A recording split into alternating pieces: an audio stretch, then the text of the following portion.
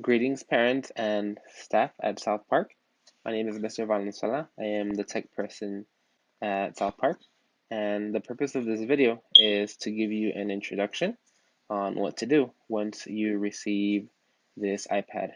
These iPads that you see here, these were given out to certain students from grades K, first, and second. And through this video, you'll be able to see how to first initialize the iPad and set it up, and then how to download apps.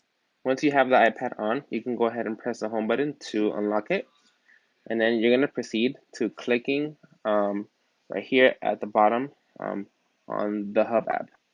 You're going to go ahead and click on it, and it's going to ask you for your username and password. This is the part where you would go ahead and enter the email and password that was given to you by your teacher. You're going to enter the first part of the email, not the domain. And I'm going to go ahead and show you right now. So here is the first part of the email. The rest of the email would go like this at mymail.lausd.net. But this isn't necessary. We just have to put in just the first part of the email before the @ symbol. And then we go on to put in the password. After you put in the password, you'll go ahead and click on sign in. If you get this error message, you're going to have to speak to your teacher because the teacher will have to reset the password one more time. After they reset it, you'll be able to log into the iPad. So I'm just going to go ahead and reset this password real quick. So after your child's teacher resets the password, you'll go ahead and put in the username. You put in the password that the teacher gives you. You'll go ahead and click sign in. Once you put that in, it's going to go ahead and register the device under your child's name. You're going to go ahead and click allow for the notifications. And once you see here at the top, the username, that means the device is registered under the student's name. So from here, you'll click the home button to go to the home. So once you click the home button, the iPad is going to ask you to set a passcode. This is important, so make sure to set a passcode that you and your child will remember. Since it's going to stay in the household, you can set a simple password like all zeros or all ones or 1, 2, 3, 4. If you forget the password and the iPad locks, you will not be able to use it until I or one of the other administrators at the school will be able to unlock it. So make sure to not forget the passcode and do it now. As soon as you set up the iPad, you're going to have an hour to set this passcode. So might as well set it from the get-go. So I'm going to go ahead and put all zeros. I'm going to click continue. I'm going to re-enter it one more time. Set passcode, and then it's good to go. Next time I lock it and then I try to unlock it, it's going to ask for the passcode, and I'm just going to put 0. And it's going to let me in. So from here, you're going to see all the apps that you have available. This iPad doesn't have the App Store like most iPads do.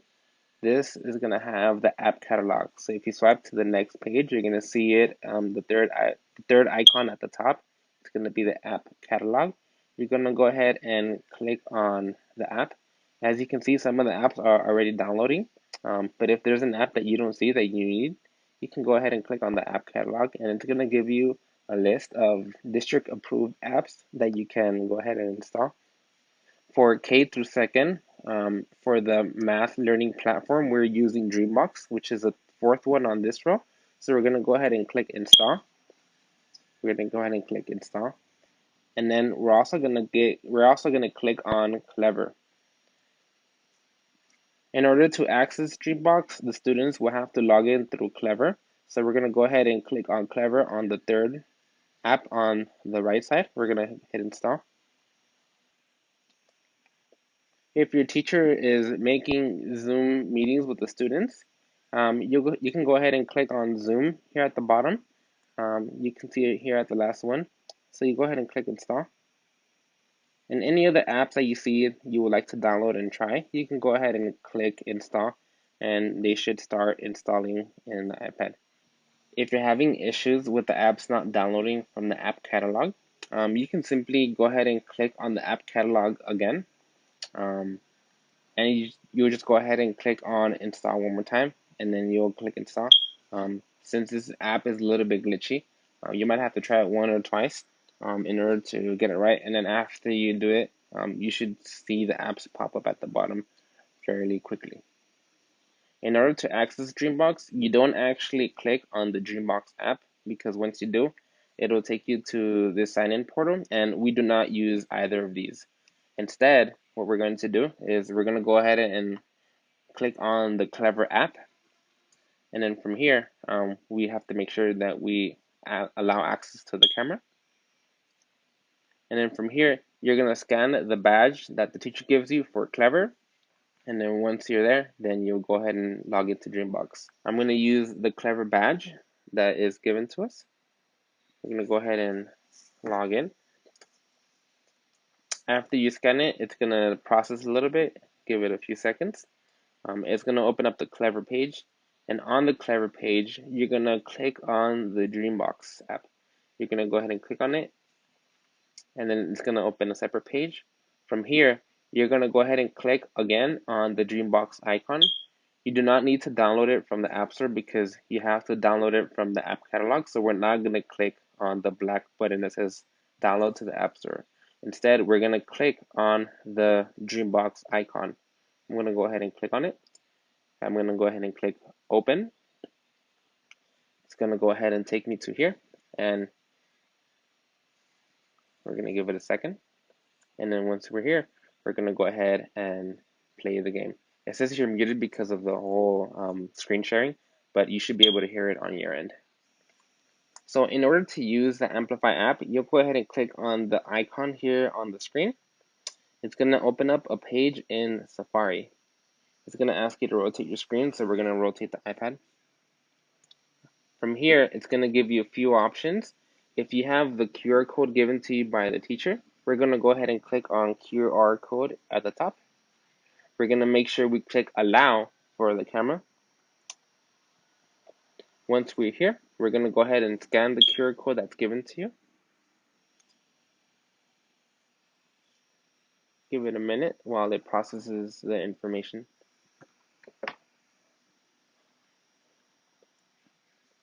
After a few seconds or so, it's going to open up the Amplify portal for the child to play. You'll go ahead and click play, and then the child will go ahead and play. Another thing I wanted to mention about the tablet is the internet. These iPads already come with service already installed. So if you don't have Wi-Fi in your home, you're still able to access the internet through it, through the cellular data. Although if you do have Wi-Fi in your home, we do recommend that you use the Wi-Fi, simply because it is usually much faster. But you can switch between the two. In order to access the Wi-Fi, you would just go to the settings, and on the left side, the second option would be Wi-Fi.